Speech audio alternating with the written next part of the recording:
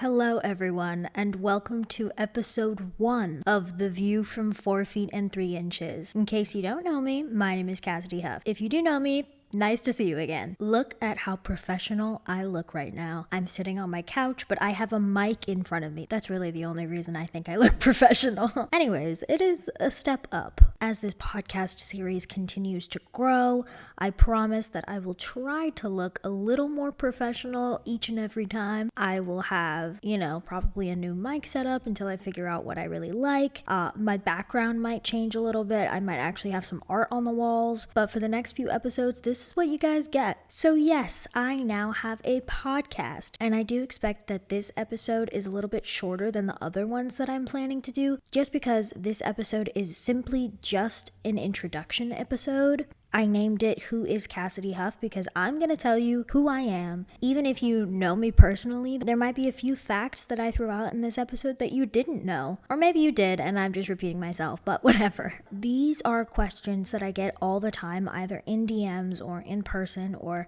sometimes on those little Q&A story things on Instagram. So that's where I got these questions from, and I'm really going to delve into who I am as a person, what I like to do, why I chose this career, and why I'm starting this podcast, so stay tuned for me to answer all of your questions. So let's start off really easy. Who is Cassidy Huff? She is me, I am her. I recognize that this can get a little confusing. However, I am Cassidy Huff. In case you were wondering, there's no one else in this house. There's no one else in this room. It's just me. So I'm what you get. I am a disability rights activist. I'm a content creator and social media influencer, I guess, whatever you want to call it. I am an actress, comedian, singer, dancer, voiceover artist, writer, director, best-selling author, many more things, but that's very much my career. So when people ask me what I do for a living, I do a little bit of everything, honestly. There's not specifically one thing that I do. I know a lot of people know me from my social media activism and my disability activism, and that's great,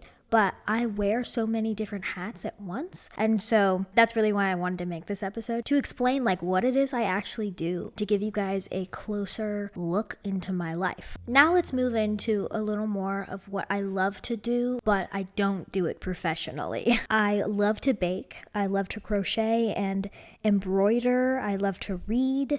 I'm a service dog mom to my service dog Champ, who I love, and I love to teach him new things. I'm very much just an all-around kind of creative human being. I love to create, I love to solve problems. I'm very empathetic, so I love to be there for people. I love to take care of people and provide for them. I've always told my boyfriend that I want our house to be the house where everyone feels comfortable coming into, and people know that they have a place to stay, that there's always food in the fridge or in the pantry. There's usually always a fresh loaf of homemade bread over there if they want any, or some kind of baked good that I've experimented with. And I just love being there and taking care of people. And I firmly believe that everyone is creative. Even if you're not necessarily in a creative field, I think that all of us are creative beings. I think we are all creative by nature, and that our instincts just constantly tell us to create. Whether you like to create things in the kitchen, or you like to read and kind of create worlds in your mind, whatever it is, we are all so creative, even if we have not chosen to go into a creative career. So I love to create, no matter what it is. I currently have a paint by numbers thing on my table that I'm looking at right now, because I thought that would be a great thing for my boyfriend and I to do for a date night. We both love to create things, and we both love to create things together, and we also have no art on the walls.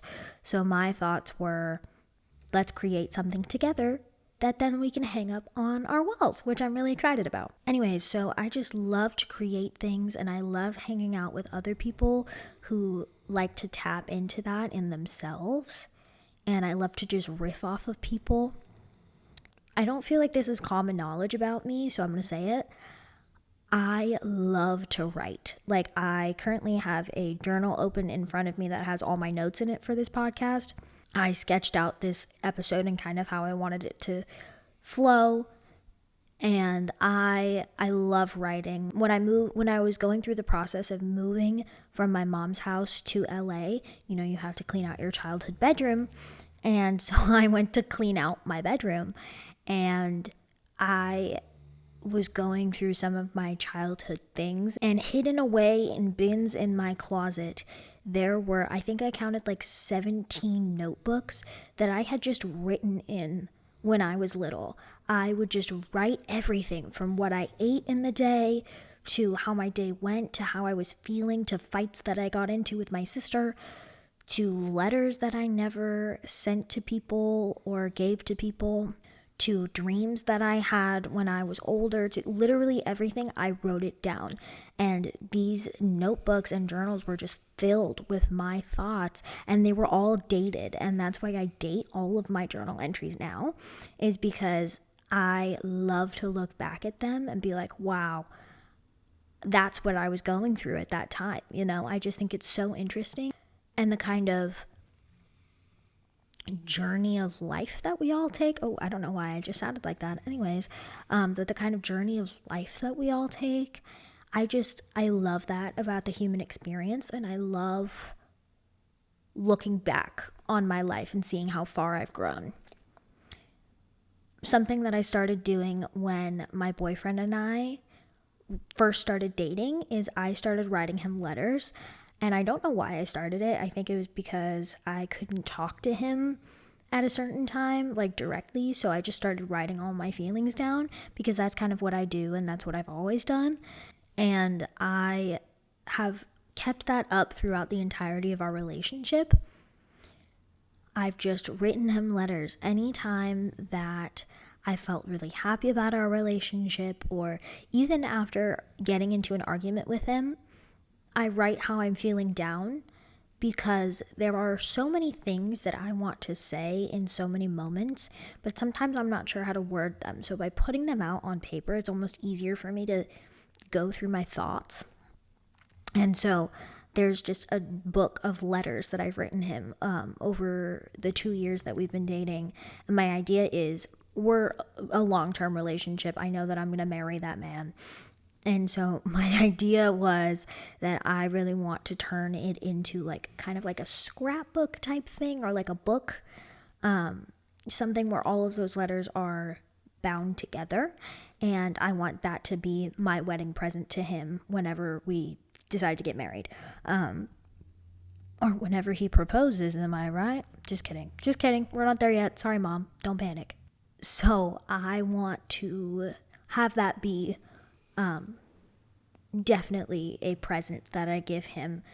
I'm thinking to give it to him on our wedding day or as a wedding present. I'm not quite sure yet, but that's kind of how I'm feeling in the moment. So I do love to write, and I don't think people know that about me. And I think the way I write definitely has to do with my contents, with my social media content success. I just think that I have really honed in on that specific part of my writing skills. I was also always the kid who wrote too much in school, and so my teachers would come to me and be like, please stop writing. I know I gave you this assignment, but you wrote 10 pages when I told you to write 2, and I don't want to read all of this, so please stop. So I was that kind of kid, and I love to write. One other thing that I love to do is I love to read, and I read a lot. Right now, my favorite series is anything written by Sarah J. Maas. I love her. I love the world building. I love being able to read something and have the world in which I'm reading kind of come together in my brain, if that makes sense. Like I can see everything that she's writing about in my brain, like a movie that's playing. And I love that kind of writing. I love the fantasy world building kind of writing. So I read all of her A Court of Thorns and Roses series, and now I'm reading the House of Sky and Breath series, I think it's what it's called. But I'm really excited. The new book just came out, and I've been reading it, and it's so good. Oh my gosh, I love it. Anyways, so I also really love to read. And I love to dream. One of my favorite times ever is going to sleep. And I know that sounds really depressing, but listen, I love dreaming because I dream so vividly and clearly that it feels very real to me. And I get a lot of my creativity from my dreams. Like, I get a lot of my ideas for content and my ideas for short films and things that I can direct and everything. I get pretty much everything from my dreams. So I love going to sleep at night and dreaming because I know that I'm going to wake up and be like, oh my gosh, I have this brand new idea, and just have it kind of flow out of me. So if I'm really ever in like a writer's block situation where I physically cannot write a project anymore because I feel like I've lost inspiration or I'm just stuck on a certain project, I will actually say to myself, I need to go to sleep right now. Like, I need to go to sleep or sleep on it. A bus just pulled up outside of my window. Rude. Anyways, I will actually need to sleep on it because I know that the answers will come to me in my dreams. It sounds so strange, but I promise it works. That's the way my brain works. I'm not sure why. It's just always been that way. Right now, we are going to take a break, and when we come back, I will be answering the most common questions that I get, whether it's about my content and about my life in general. So, I'll see you after the break. All right, we are back with the most common questions I am asked. By far, the most common question I get asked when I tell people that I'm a performer is how old was I, or like when did I start performing? And the answer is very cliche, but I'm gonna say it anyways. I've basically been performing my whole life. Like, I was the kid who put on shows in my living room. I made my sister act in them. I made my whole family watch them at Christmas or Easter or whenever the family was together, or even when just my mom was in the room. I was that kid. Like, I love to write and direct and act at such a young age. I was writing songs at like 2 years old. Like, I loved to perform. That was never a question for me. My family was always like, oh, she's a performer. So it was never a shock to anyone in my family when I was like, I want to act, I want to sing. Everybody was like, yeah, you would. Like, we know. So my first actual performance outside of my living room was because of my Make-A-Wish. And I will go into this in another episode, like more deeply, in more detail. But I was 4 years old, and my Make-A-Wish was to meet the band Rascal Flatts. Specifically, I wanted to meet Jay DeMarcus, who was the lead guitarist for Rascal Flatts. I don't know why. Actually, I do know why, and I will go into more detail about that in the episode where I break down my Make-A-Wish and what it was and why I chose it. But I was 4 years old, and I was just supposed to meet the band. I was just supposed to eat dinner with the lead guitarist and then meet the band and have some picture opportunities. That turned into something much more because I was a sassy 4-year-old who thought she knew everything, and I wanted to do what I wanted to do, and I had other plans. I don't know what possessed my 4-year-old brain to ask to sing on stage, but I did, and no one is going to say no to a 4-year-old little girl on her Make-A-Wish day.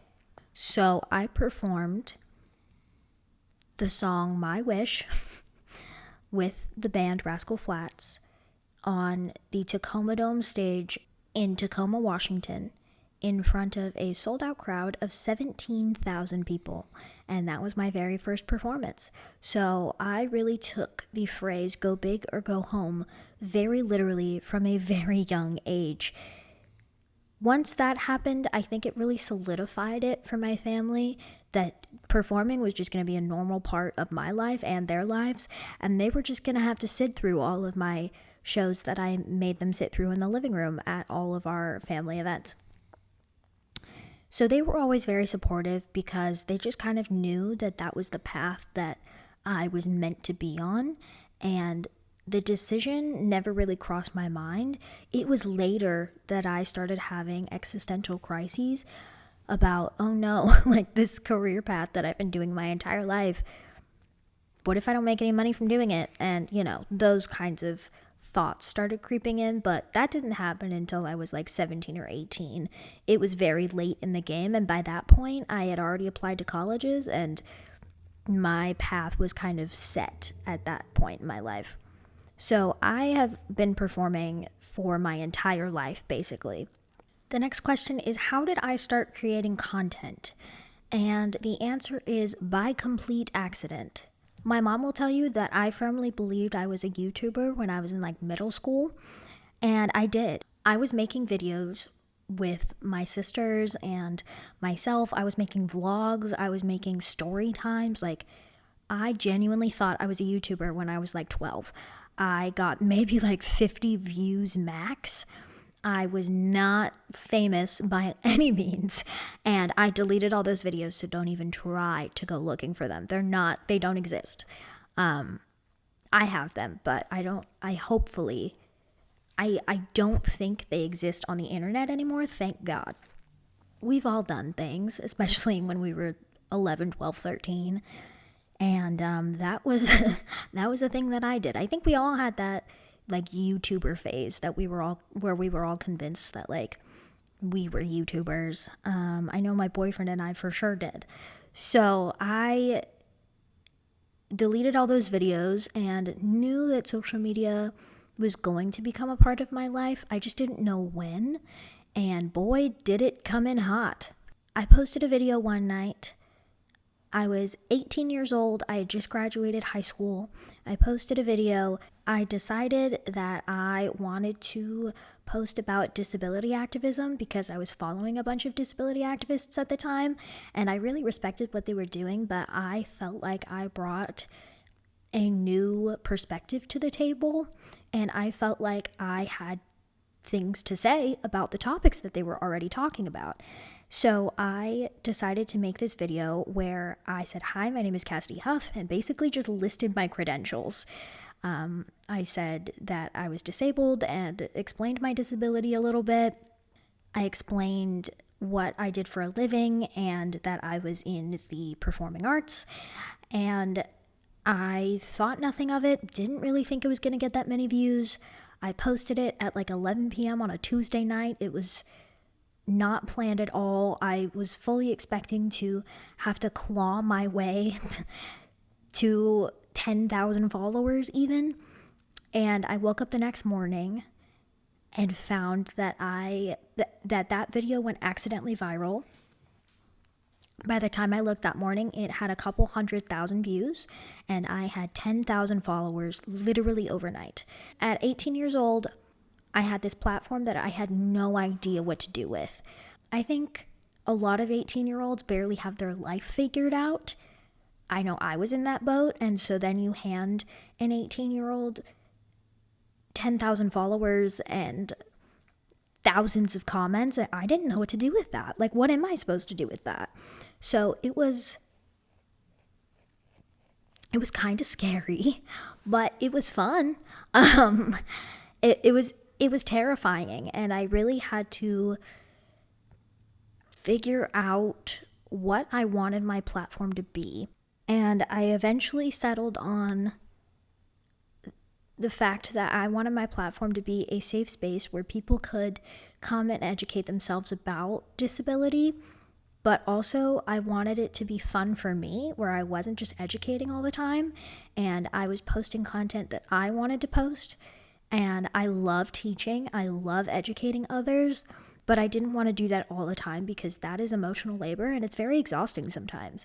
So I wanted to make sure that I was also prioritizing my mental health. So you'll see, I do some vlogs and I do some story times and I give some advice and I also do educational content, but it took me a while to develop that, so it didn't come overnight. And I can get more into that in another episode, but yeah, that's kind of where it stemmed from, was accidentally. One of the fun questions that I'm going to answer was sent in by a follower of mine, and they were asking why I don't post more day in the life videos. The reality is my life is pretty boring. I only show you guys the fun things. I usually just sit on my couch and edit for hours a day. I don't really go anywhere. I bake and I crochet, and that's fun, but I don't really go anywhere, and I need to fix that. It's something I'm working on in therapy, but because I need to go more places because I'm a very social, outgoing person, so I need to work that into my routine. But I don't really do much in my interesting. I don't really do many interesting things in my day in the life. So I don't know, maybe when more interesting things happen, I'll start posting more day in the life videos, but that's why I don't really do day in the life videos, is because I just do my job, which is social media, and most of the time that looks like me filming for 5 to 10 minutes and then me editing that video for like hours, because I'm a perfectionist and everything needs to be perfect. And also working on like 4 or 5 different platforms at once, and also 10 to 15 projects at once.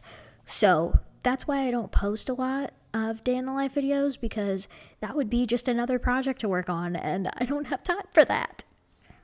And the last question that I'm going to answer today is why I started this podcast. So I started this podcast because, not only because I think it's another platform to reach people, but also because I love posting on other platforms, but I feel like I wanted to give people more of a long form way to get to know me and actually put my thoughts out into the world. TikTok is great, but my longer form videos don't do great on there. YouTube is great, but again, my longer form videos don't do great on there. This is a longer form video, by the way. This is also a YouTube video that I'm recording. I'm recording a YouTube video and a podcast at the same time. So you guys are great on YouTube. And I wanted to create this podcast. I wanted it to have a visual aspect too, just because sometimes I know I'm in the mood to like listen to a podcast, but also have something to watch if I want to. So that's why the visual aspect on YouTube is up. I wanted there to be a platform where I could get my thoughts out there in a long form content way. I love to talk, and YouTube shorts have a 1 minute maximum rule. You can't go over 60 seconds with your shorts. TikTok has a 10-minute long feature. That's not long enough for me to talk and say all the things I want to say. Facebook and Instagram Reels have a 90-second rule, so you can't go past 90 seconds either, which again, if 10 minutes isn't long enough for me to say what I want to say, then 90 seconds isn't going to be long enough for me to say what I want to say. So that is why I created this podcast. The reason it's called The View from 4 feet and 3 inches is because I am 4 feet and 3 inches tall due to my dwarfism. So I thought that was very clever, and I stole that name with permission for this podcast. I'm really excited about it. There are some kinks to figure out with this podcast. I understand that, but I'm really excited to see where this goes. Please like, follow, give a 5-star rating. Go follow me on other platforms, subscribe, everything like that. I also have a Patreon that you can find me on to help me continue to make content, because that's what I do with that money. And thank you so much for tuning in. I'm so excited to start this journey with you, and I'm really excited to see where we can go together on this journey. So thank you so much for watching and listening, and I will see you next time. Bye!